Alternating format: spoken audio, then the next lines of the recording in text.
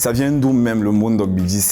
C'est un mot que toute socio-culture camerounaise a adopté, franchement. Parce que de base, c'est un mot du Grand Sud Cameroun, mais tu vas arriver à l'ouest, tu vas arriver au littoral, au Grand Nord, on va te dire que tu es un Ndog. Parce que la souche même du mot Ndogbidi, c'est la gourmandise, enfin, ça veut dire gourmandise.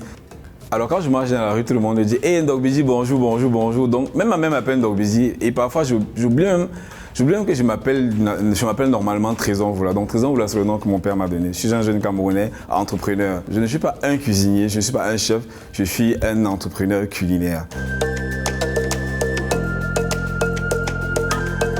Alors en 2017, je faisais mon premier master en sociologie de population et développement. Et j'aimais vraiment cuisiner, mais j'ai eu un déclic un jour où le fiancé de mon ami venait au Cameroun, c'était un blanc, il voulait manger le ndolé. Et elle m'a dit, tu sais faire le ndolé? Je ne savais pas faire le ndolé. J'ai dit, je sais très bien faire le ndolé. Donc là, j'ai fait le ndolé, il était vraiment bon, je me suis étonné, je me suis dit, waouh, le ndolé, c'est vraiment bon. Ce que beaucoup de gens ignorent, je pense qu'il faudrait vraiment le rappeler, c'est que moi j'ai beaucoup voyagé en Afrique. La base, même la souche même, l'essence même de la cuisine africaine, c'est l'huile rouge. L'huile rouge, le gombo, les noix de palme, le gombo et d'autres aliments. Tu vas retrouver ces éléments partout. Et contrairement à ce que beaucoup pensent et beaucoup disent, l'huile rouge est très bonne. Enfin, pas l'huile de palme raffinée, je parle de l'huile de palme brute. Elle est très bonne pour la santé et elle donne une élégance à la nourriture. Elle donne une réelle identité. Pour moi, je me dis, cuisiner avec l'huile végétale raffinée, ouais, ça va, ça passe crème. Mais pourquoi je ne vais pas cuisiner avec l'huile rouge qui donne un meilleur goût, et surtout quand elle est très bonne, elle donne un meilleur goût, elle donne une meilleure couleur. Tu n'as pas besoin d'en utiliser des grandes quantités pour pouvoir voir le résultat dans ta nourriture.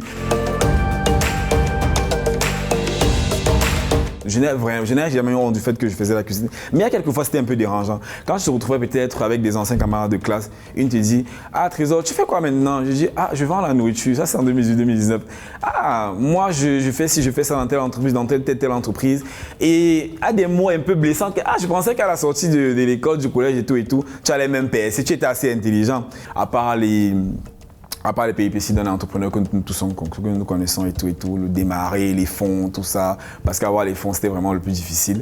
Et les fonds, le plus difficile, c'était que 100 000, je ne pouvais pas. C'était quand même difficile de trouver 100 000 pour moi. Tu trouves 100 000 d'un.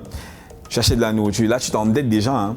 Tu achètes de la nourriture, maintenant tu dois vendre ça. Sauf que maintenant, tu fais des gamelles, parce que j'avais choisi de faire des gamelles. Tu fais des gamelles de nourriture, tu postes.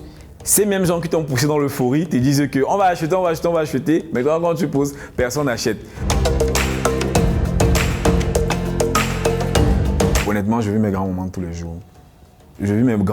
les jours. Et chaque fois, je suis reconnaissant. Pour moi, c'est une inspiration divine.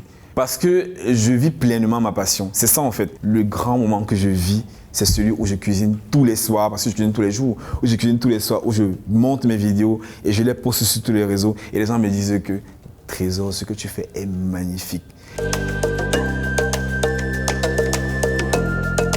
Alors, ce qui me motive à marcher de par l'Afrique, c'est mon projet personnel que j'ai appelé Panafoodies, le panafricanisme culinaire. Je suis sorti de l'IRIC, je suis un diplomate sous réserve, donc je peux représenter le Cameroun partout. Moi, j'ai choisi de le faire par l'art culinaire. Donc, du coup, pour moi, faire découvrir les plats d'ailleurs et par ricochet aussi exporter la gastronomie camerounaise, pour moi c'est un privilège. J'étais dans plusieurs pays, le Congo, la Côte d'Ivoire, les deux Congos, le Gabon, le Sénégal tout récemment, où j'ai fait des buffets et je fais découvrir par mes vidéos que je poste sur YouTube les plats du terroir que je visite.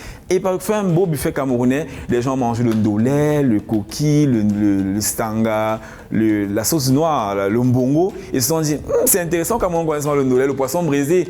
Ils ont dit, votre sauce, si vous la faites différente, ils disaient que c'est seulement parce que vous faites ça au Cameroun. Je dis, non, mais j'ai fait ça avec les ingrédients qu'on trouvait sur place. Ils ont compris que même la touche camerounaise, enfin, je veux dire quoi, même la façon de cuisiner aussi est différente. Vous voyez un peu. Donc c'est ça qui est vrai, c'est ça qui m'a motivé. Alors le message que je vais passer aux téléspectateurs, surtout aux jeunes à la jeunesse, parce que je pense que c'est nous le fer de lance du continent, du Cameroun, de l'Afrique. Alors ne cessons pas d'y croire, réellement ne cessons, croyez en vos rêves, gars, à vos passions. C'est magnifique de vivre de sa passion. Lancez-vous, vous avez tout à perdre si vous n'essayez pas, vous avez tout à gagner si vous essayez.